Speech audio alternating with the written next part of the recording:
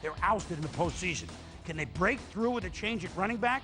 Which of the four-headed monster in the NFC East rears its head the highest? Dallas, the New York Football Giants, who won the division last year, Washington, playoffs in 05, or Philly, who used to always win the NFC East? The whole division could be over 500. If you believe in the preseason, then to twist our friend Bob Seger's tune a bit, we're working on mysteries with some clues. The Giants were impressive, going 4-0. Eli's coming. The Cowboys went undefeated as well, 3-0-1, even with part of the circus on a bike not yet under the tent. Two other playoff teams came out charging. For the third straight season, John Fox's Panthers enjoyed a perfect 4-0 August, and the Bengals went 4-0. How about the last 2 weeks? Carson Palmer, hello.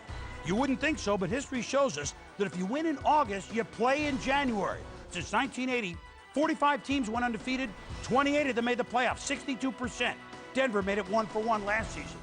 The 0-4 teams are interesting in that one was the champion Steelers, the other, the Redskins, a Final Eight team.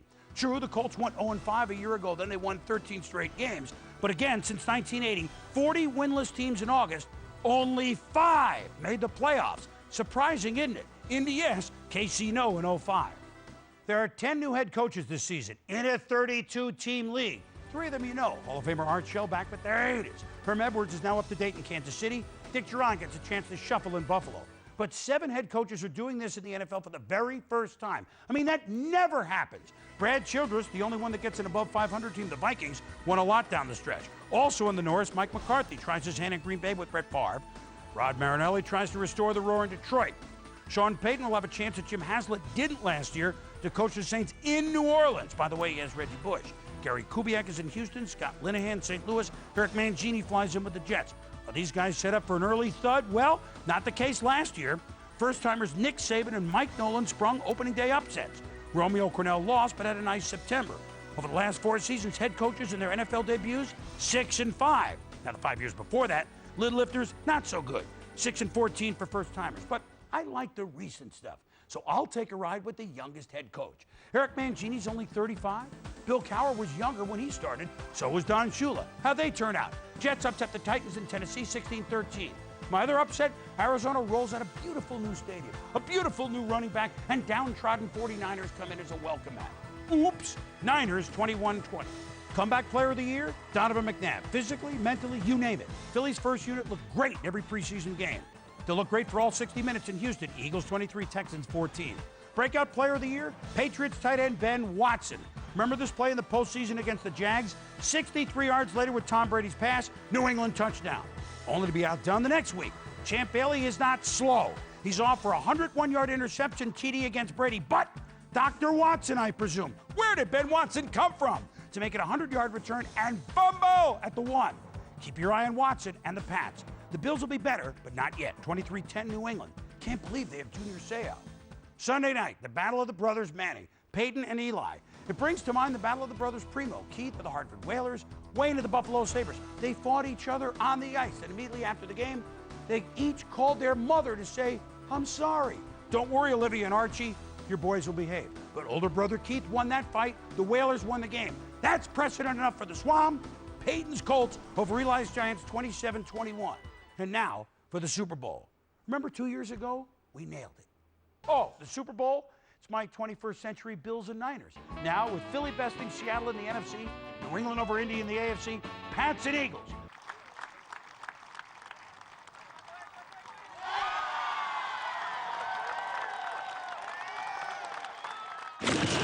We made the putt in 04. Last year we were off. But we're back with our 21st century pick. Patriots against the Eagles in Super Bowl 41.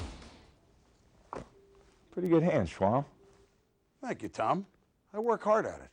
Still got it. Enjoy the season, everybody. It's going to be great. Well, John's already told you some of the folks not making our top 10 list of NFL playmakers. Here's a few more that didn't make the cut. Will our final list match yours? No, LJ, he's going to be angry. Now for your top 10 NFL playmakers, we've shown you and told you about some of the guys that didn't make the list. Who did? Well, Terrell Owens, number 10, because the key is playing the whole season. We don't know about that hamstring, but when the man's on the field, clearly one of the most potent weapons in the league. 101 receiving touchdowns, 103 touchdowns all-time in his career. If you're the NFL Defensive Player of the Year, I guess you're a playmaker. 6'4", 258. 9th overall pick back in 2000 out of New Mexico. 6 sacks last season, tied for the second most on the team. You knew that the U had to be represented in some form or fashion. How about Ed Reed? Almost quietly goes about his business. 22 career picks, 6 career touchdowns. He can block punts. He can do it all. Number 20 is a playmaker. Number 7, Chad Johnson, second-round pick back in 2001. His last 3 seasons catching the ball, 90, 95, 97 last year. That led the AFC, 1,432 yards as well. Number 6, the man is a freak in every sense of the word. Played hoops at Carolina, has just absurd speed, 10.5 sacks a season to go. He'll take it to the paint on occasion, too. Peppers, spicy. Peppers. Number 5, Troy Polamalu, only Steelers safety drafted in the first round. Very likely, I know it's early, but probably the best Steelers safety ever. Speed, instinct, toughness. Went to high school in Oregon. Went to college, of course, at USC. That's another guy, when he touches the ball, you think he's going to score a touchdown every time, too. Plus, he got an ultra prone. Peyton Manning, you set a record for touchdown passes in the league. Well, that's one thing. You lead the NFL in passer rating. That's another. He's second a year ago in touchdowns. Well, he's going to chuck it maybe more this year without the edge. Number 3, Steve Smith. He's a tattoo guy, has won a Superman, and he was last year. 103 catches, 1,563 yards, and tied for the lead. Those previous 2 numbers led the league, and tied for the lead with 12 touchdowns. Generally accepted as the most complete back in the league, number 21, LaDainian Tomlinson. Not so good in the mailroom because of the visor. That's okay. Ran, caught, and passed for a touchdown last season versus Number 1's a 6th-round pick. 3 Super Bowls, 7-0 in overtimes, 10-1 in the playoffs, 58-20 as a starter. There is no bigger playmaker in the NFL than Tom Brady. That's a great top 10 because it inspires debate, and legitimate debate. No debate about the Tigers in Game 1 of their series with the Twinkies. They cruise. What to expect when the 2 meet Friday? That's next. This is SportsCenter.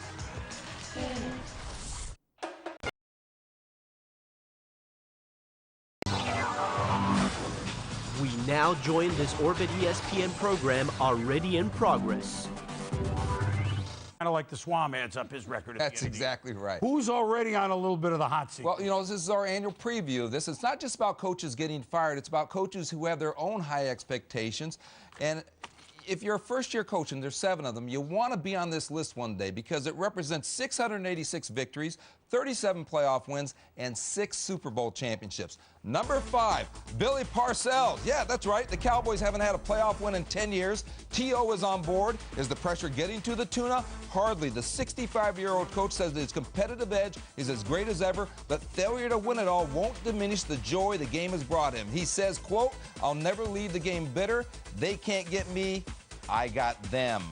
Number 4, Joe Gibbs. He handed over the offense and $2 million to Al Saunders. The Redskins signed more free agents, but the man with the cash, owner Dan Snyder, says he isn't ready to put Gibbs on the hot seat. Quote, "Better ask Joe about that," Snyder said, implying Gibbs will determine his own fate. Then again, word is that Gibbs' wife, Pat, may have him on a short leash. Number 3, Dennis Green. A new state-of-art retractable roof stadium, a nearly sold-out season, Edgerrin James, and the future is bright with former USC star Matt Leinart also on deck. But will it be a future with Green if the Cardinals don't push for at least a wild card spot in Dennis's 3rd season? Number 2, Brian Billick. Steve McNair, it's your turn with the Ravens. For Billick, 2005 was the most tumultuous of the coach's tenure, but Ravens insiders insist all is well with Billick. That's easy to say when you haven't lost a game yet. Number 1, Marty Schottenheimer. No active coach has more wins than Marty, but expectations are great with a dominating defense and an offense led by LaDainian Tomlinson. There's also the well-publicized tension between Schottenheimer and GM A.J. Smith. Informed of his top-rated hot seat status, Schottenheimer let out a knowing hearty laugh and told me, "That's my comment." Schottenheimer wasn't laughing earlier in the week when an emotional group of players expressed their anger about the team's apparent decision not to pay veteran linebacker Steve Foley, who was shot 3 times by an off-duty policeman last Sunday. The players sent veteran Keenan McCardo as a representative to make their protest known to Schottenheimer, who passed along the message to ownership and management. They were told Foley already has collected more than half his salary with a roster bonus of $875,000, which the Chargers probably won't try to recoup. They will not pay him his base pay of $775,000. Now we're going to be back later with news from all the stadiums, who's in, who's out, and we'll tell you how much Reggie Bush will play. We will be back. Brett Favre is back, but will he wish he hung it up? The next stop on number 4's emotional roller coaster ride, coming up. Plus, get off to a strong start, or else. Which head coaches are burning on the hot seat? Find out next. Don't miss ESPN News Fantasy Break at 4:30 and 7:30, presented by GMC. Welcome back to Sunday NFL Countdown, presented by IBM.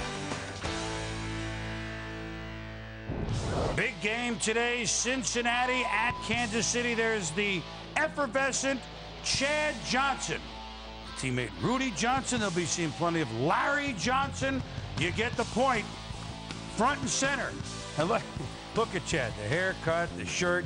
He's having a good time all the time. Although, and the Bengals will find out there'll be that usual sea of red at Arrowhead to welcome the Chiefs today. Gone is Dick Vermeil as head coach, and we certainly look forward to him in our Monday night booth for that San Diego-Oakland game with Jaws, the only coach in that division the last few years. In Kansas City is one of Dick Vermeil's ex-players, Herm Edwards, who brought his Jets to the playoffs more often than not. Remember, Casey was close but no cigar last year, 7-9 the year before. But in town are the no longer doormat Cincinnati Bengals. At 11-5, it was Cincy who won the NFC North, not Super Bowl champion Pittsburgh. Marvin Lewis turned water into wine. It was Cincinnati's first winning season in 15 years. It helps that he had Carson Palmer at quarterback, and it really helps to have Palmer back looking so good after knee surgery. To Kansas City we go, and Bob Holtzman. Bob? Good morning, Chris. 8 months ago today, Carson Palmer was having reconstructive knee surgery. Now he is back and starting at quarterback for the Cincinnati Bengals. Palmer told me that his knee is 100%. It feels good. It's not an issue, and he said he's done talking about it. Today, Palmer will be wearing a knee brace just like this one. This is the exact knee brace he'll be wearing. He said it's no big deal, though. It's pretty comfortable. The reason why is Palmer has been wearing a knee brace just like this since his days at USC. He said offensive coordinator at SC, Norm Chow, made all the quarterbacks wear it. Palmer told me he hated it, but he's glad now that he had so much experience wearing it because it's pretty comfortable. The bad news today for Palmer is that wide receiver TJ Houshmandzadeh will not play. He will be inactive today. He's had a heel problem for the past couple of weeks since a preseason game against Green Bay. I talked to him before the game. He said he can run fine. It's just difficult to plant and make cuts. He was out here testing it before the game. Didn't go very well. So Houshmandzadeh out today. Chris Henry, will start in his place. Chris Henry, thank you, Bob, who oddly enough caught that long pass that Palmer, which was a playoff record for the Bengals, by the way. In the play that he got hurt, he even set a record in the one pass that he threw. All right.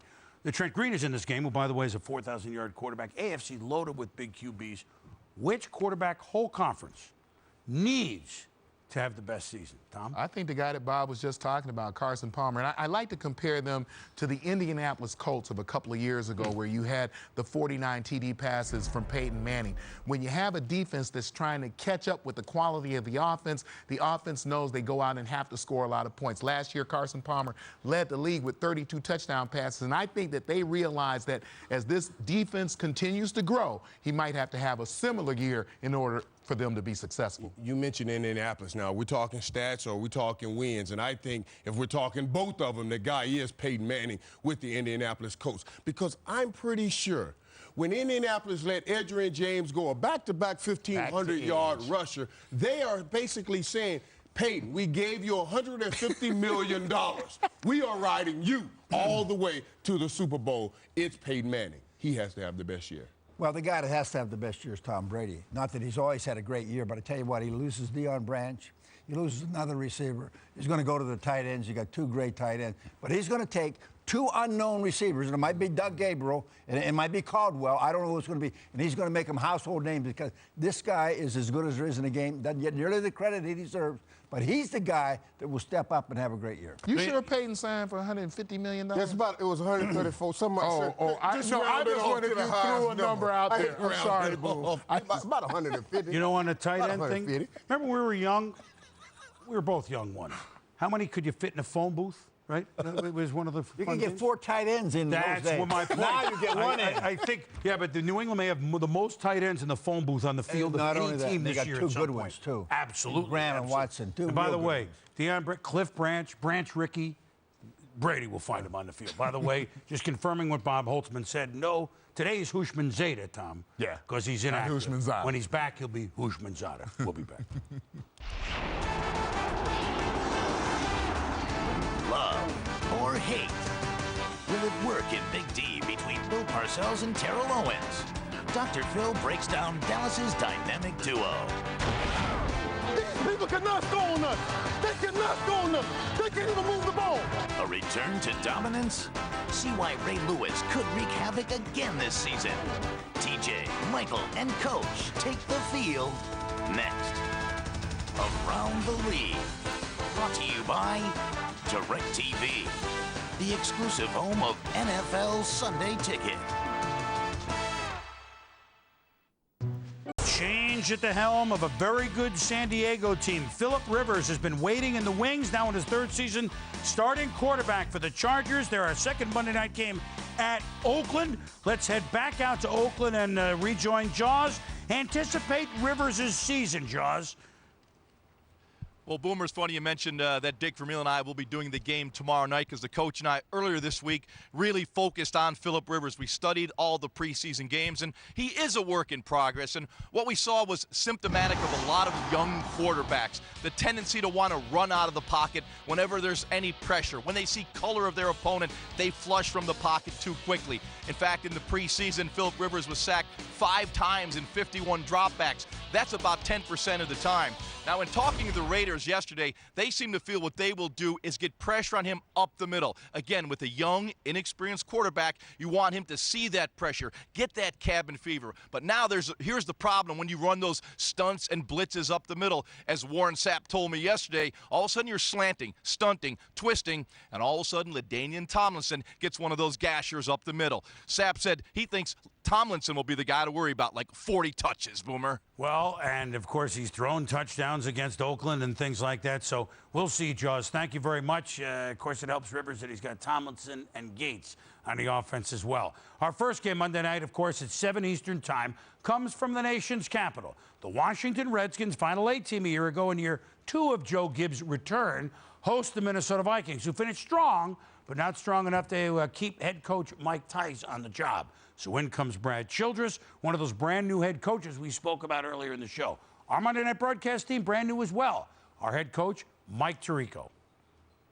Well, here in Washington, the week's news wasn't very good in regards to the Redskins. Looked like their star running back, Clinton Portis, wasn't going to play, but the weekend bringing good news. Portis practicing Saturday, and looks like he will give it a go Monday night. They're going to need him on offense because in 4 preseason games, their first-string offense scored exactly 0 points, never got to the red zone. They brought in Al Saunders as an offensive guru from Kansas City. Got to score something. Maybe Portis gets him there. So what about preseason? I agree with Clinton Portis. You really don't need it for the veteran guys, just for the young guys to see if they can make the club. Well, if the preseason has little meaning to some, it did have some meaning to Minnesota, because we had a bunch of off-season questions about the Vikings. Do we have any answers on them yet? Not really, Mike. I think the biggest question that we still have with the Minnesota Vikings is, can they run the football? They brought in Chester Taylor at the running back position, got Steve Hutchinson at the guard position. Has it been enough? That question hasn't been answered. But what about Corn Robinson? How are they going to replace the big plays at the wide receiver position? To help quarterback Brad Johnson.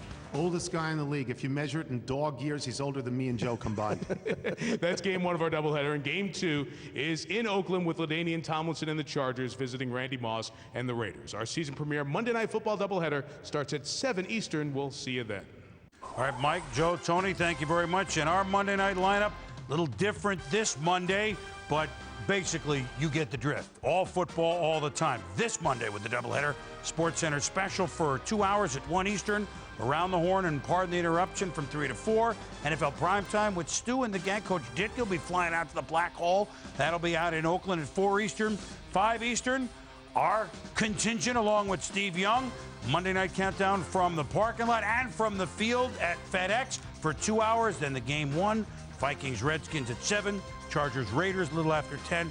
We're ready for some football. That's for sure. We hope you are as well. And join us every Monday for all the fun. Now, in all the merriment, I'm sure that nobody will forget that tomorrow marks the 5th anniversary of the 9/11 attacks. So much has changed since that awful day in this country and worldwide, really. And in the football world, Commissioner Paul Tagliabue was left with the decision whether to play the games the following weekend, if you think back.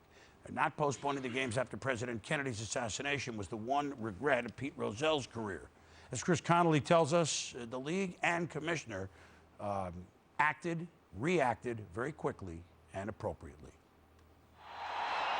And now the Broncos can just kneel it down, and that should do it.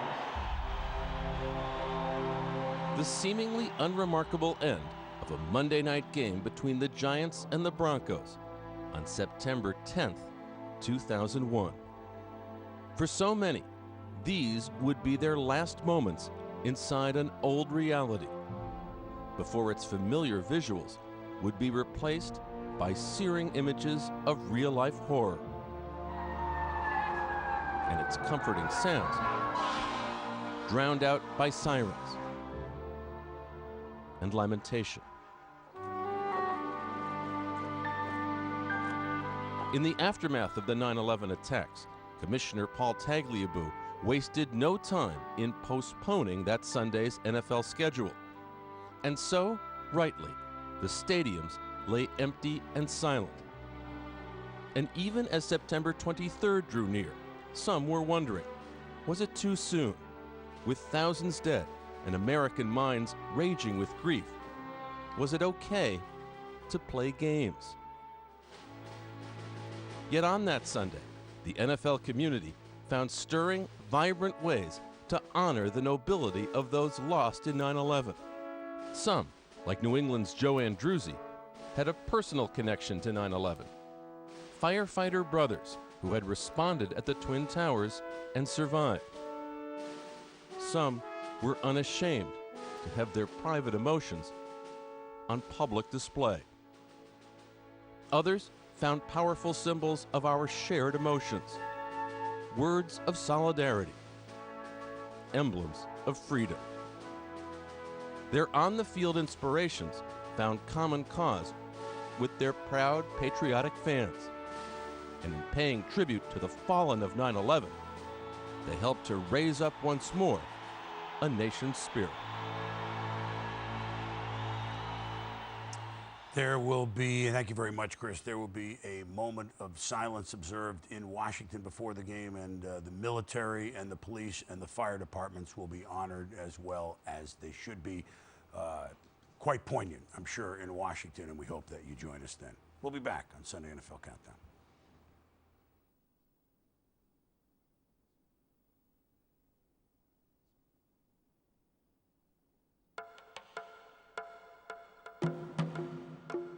Call 800-913-5202 for your mega affordable health insurance quote.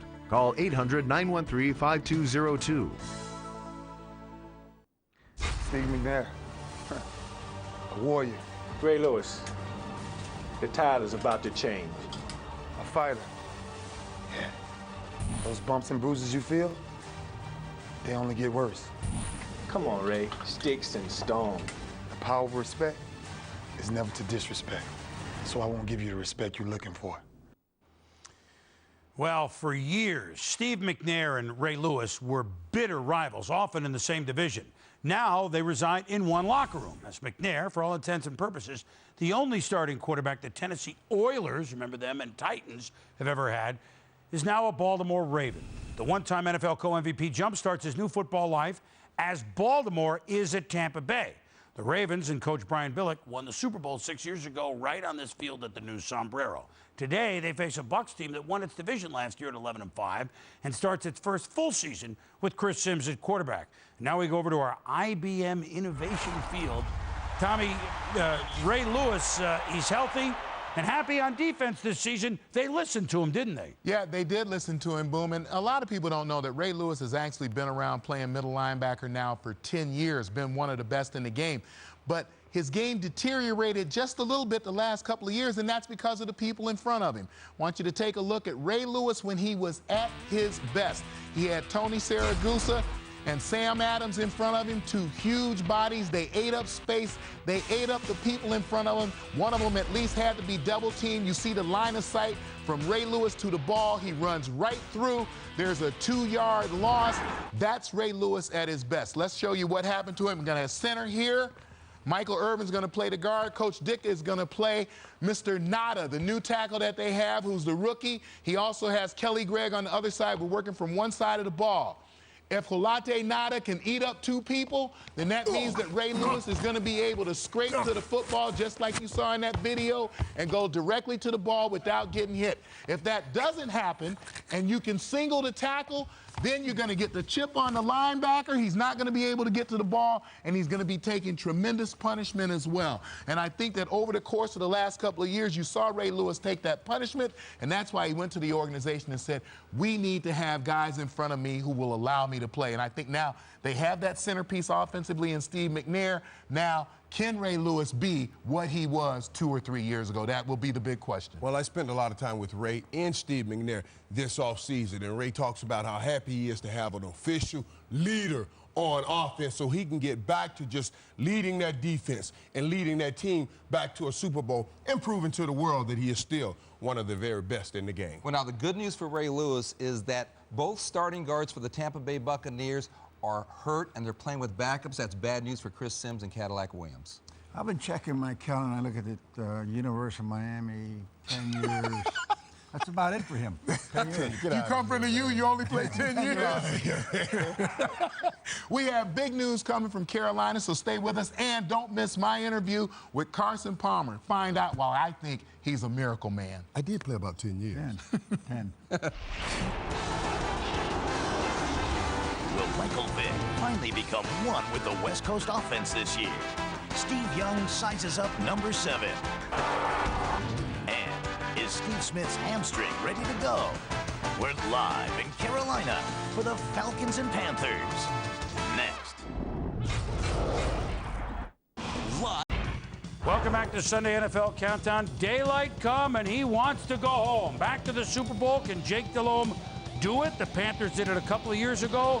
Delhomme and Carolina opening up at home against division foe Atlanta.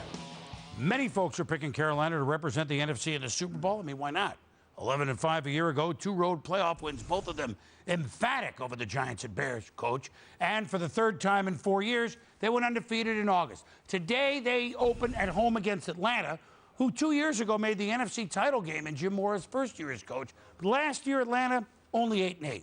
Michael Vick always beat the Panthers. Vick was 5-0 as a starter against Carolina until last year when the Panthers said, enough already. And they swept him and the Falcons to the tune of 68-17. To Charlotte we go. We sweep in with Sal Paolantonio, who obviously in his mind has gone to Carolina. Hi, Sal. Hey, Boomer, let's get right to the news. Wide receiver Steve Smith of the Carolina Panthers will not play in this game. Remember, he has been bothered by hamstring injuries, missed the entire preseason. He did not even come out for pregame warm-ups. He is not playing, and this changes what the Panthers do on offense. Obviously, Kerry Colbert, Drew Carter will take his place, but the pressure squarely is on new wide receiver in a Panthers uniform, Keyshawn Johnson.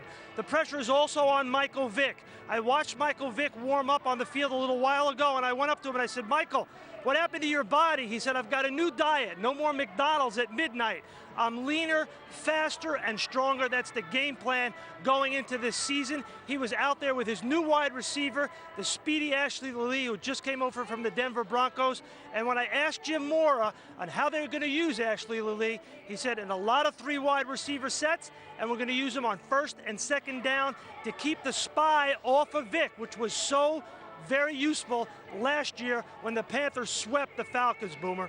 All right, Sal, thank you very much. Enjoy the game. That should be a good one. It's fitting. Ashley playing for a team in Georgia, like the old Ashley Ambrose. It's just fitting, and they hope that he's gone with the win and the fight. Oh, Never have it's too easy. I love it. All right, now, so Steve Smith out today. Now, so we're not going to predict. If he misses 1 or 2 games, okay. But if this is nagging all year long, do we assume anything? And if Smith is okay for most of the season, is Carolina overhyped? What do you think, Coach? I think Carolina's a good football team. I don't think they're a great football team. I really don't. I think they're too one-dimensional. Now, you take Steve Smith. He caught 103 balls last year. The rest of the wide receivers caught 63 between them. You got to have a little bit more. You got to move the ball around a little better. Tight ends weren't a big factor. The next leading receiver was Deshaun Foster, the running back. So what you got to do, right, you got to get a little more versatility. Seattle knew how to cover Smith. Chicago Bears didn't. So people go look at the Seattle film and say, hey, take him out of the equation. Make him beat us with the other guys. That's what's going to happen. I love the coaching. I love the football team. They got to get more weapons. I think the one thing that they did, though, is when you go out and get Keyshawn Johnson, who's that opposite receiver for Steve Smith, you give him the other option of move the chain guys. You've got a healthy Deshaun Foster to go with Steve Smith. And you felt like last year when you watched them that they were a player away from getting to the Super Bowl. So bring in Chris Jenkins and bring him back healthy again. I think when you look at that front four, probably going to be amongst the best in this league. I don't think they're overhyped. I think that they're a team that if everybody stays healthy, that's always the big question mark in the NFL. Right. If you stay healthy, then I think they got a great chance to get there. Coach, did you say they were overhyped? You never even answered the question. I said they were not. I said they were not. He said no. I said they were not. Answer the question. They were not playing the Super Bowl this year. Well, and me personally, I was with you, Tom, because they did patch up all of their holes, bringing in Keyshawn. And Chris Jenkins talking about he's being rededicated, refocused, and if he's in that defensive line, they are really tough to play. But, boy, let me tell you guys something right now. I know. If Steve Smith is not playing for a prolonged period of time, then I'm changing and going with Coach. Yes, they are overhyped. They need Steve Smith on that football team because there is no replacing a guy Steve Smith. I can go find a number 2 receiver. I can find a backup to Deshaun Foster. There is no more Supermans. Steve Smith is the only one. I agree with you. Now, let me add one more guy, D'Angelo Williams. I know a lot of people want to give him the Offensive Rookie of the Year to Reggie Bush automatically because of the hype. But this kid can play. He's one of 4 in college to gain 6,000+ yards. He's durable. He's explosive. I think that at the end of the year, he could be the Offensive Rookie of the Year. You may have several of those rookie backs, as we'll talk about in the early part of the season, that can make a big splash. Real quick question, Coach. You're old school, so I think I know your answer. Would you practice in pads most of the August? Did you go all the way through that? Because I know Carolina did, and a lot of teams like Atlanta didn't, and I don't know if that parlays it. I think one of the greatest things that ever happened to me was when I went to Dallas. And I played for Coach Landry. I'll tell you this, hands down, no team in history ever practiced, including the Packers under Lombardi, practiced harder than we did. And we were in pads, and we ran, and we were in pads, and we ran, and we hit, and we were in pads up until Friday because we had to do short yardage goal line. We were in pads. Carolina was in pads. I don't know what it means, but we'll see if that's a difference in the game. We'll be back. See you, Dallas again. Coming up, we bring in the Good Doctor. Hey, Dr. Phil here. Bill Parcells and Terrell Owens are probably the most talked about pair in the NFL right now. When we come back, I'm going to tell you how they can make that relationship work. Plus, the first QB brothers to start against each other in NFL history. What makes the Manning boys so different? Their teammates break it down. And will Carson Palmer's surgically rebuilt knee hurt his focus? TJ goes one-on-one with the Bengals QB. Next.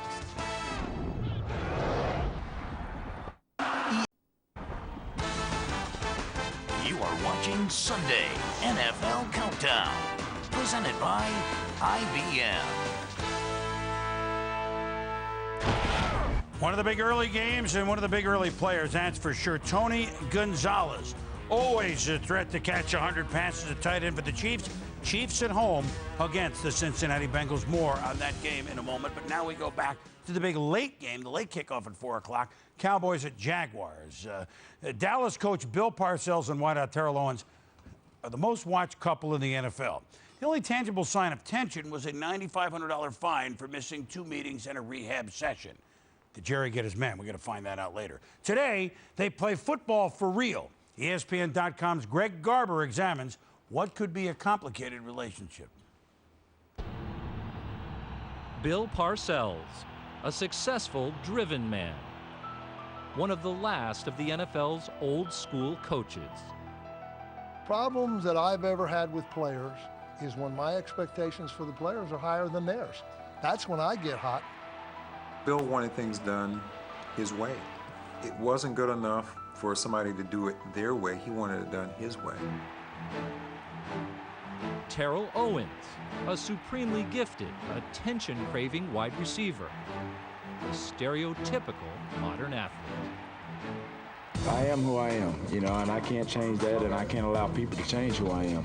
When he got to Philadelphia, we had a great time, and it seemed like the DJ just scratched the record. Owens' arrival created a potentially combustible combination of ego and personality. Get your popcorn ready, because it's going to be a show. I don't know whether to be compatible or incompatible. I don't know what'll happen. It's the classic clash. The domineering boss versus the self-centered employee. And they were the hot topic of the summer. The relationship I'm looking at today is really very interesting. On the one hand, we have Bill, who's very controlling, very exacting, offers no quarter to anybody anytime. In this offense, you're not going to catch 100 balls. You know, people, it's not going to happen. On the other hand, we have Terrell. Comes with a lot of talent, but a lot of baggage. No comment. But if you knew it beforehand, would that have changed your decision? No comment.